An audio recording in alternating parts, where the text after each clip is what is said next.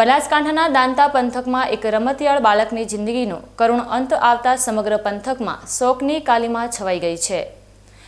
પીપળાવાળી વાવ વિસ્તારમાં બનેલી આ ઘટનાએ ફરી એકવાર ગ્રામીણ વિસ્તારોમાં પાણી માટેની હાડમારી અને તેની સાથે સંકળાયેલા જીવના જોખમો પર સવાલ ઊભા કર્યા છે।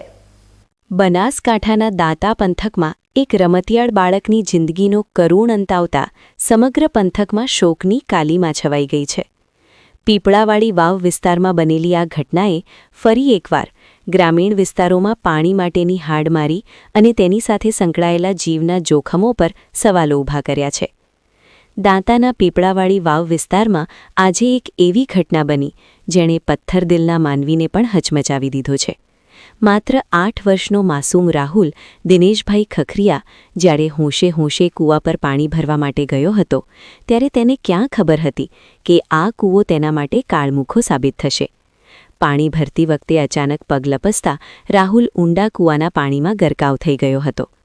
બાળકની બૂમાબૂમ સાંભળી આસપાસના લોકોના ટોળે ઘટના સ્થળે ઉમટી પડ્યા હતા, પરંતુ પાણી ઊંડું હોવાને કારણે સ્થાનિકો લાચાર બન્યા હતા। ઘટનાની જાણ થતાં જ અંબાજી ફાયર બ્રિગેડની ટીમ તાત્કાલિક ઘટના સ્થળે પહોંચી હતી અને ભારે જહેમત બાદ માસૂમ રાહુલના મૃતદેહને કૂવામાંથી બહાર કાઢવામાં આવ્યો હતો। આ દૃશ્ય જોઈને હાજર રહેલા તમામ લોકોની આંખો ભીની થઈ ગઈ હતી। જે બાળક થોડી મિનિટો પહેલાં રમતો કૂદતો હતો તેનો નિપ્રાણ દેહ બહાર આવતા જ પરિવારજનોના આક્રંદથી આખું આકાશ ગુંજી ઉઠ્યું હતું। પોલીસે મૃતદેહને પીએમઆરથી નજીકના સીએચસી સેન્ટરમાં ખસેડ્યો છે અને આગળની કાર્યવાહી હાથ ધરી છે।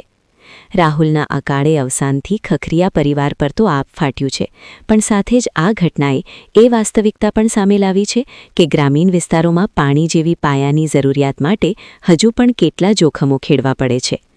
ભગવાન રાહુલના આત્માને શાંતિ આપે અને તેના પરિવારને આ દુઃખ સહન કરવાની શક્તિ આપે તેવી આખા પંથકની પ્રાર્થના છે।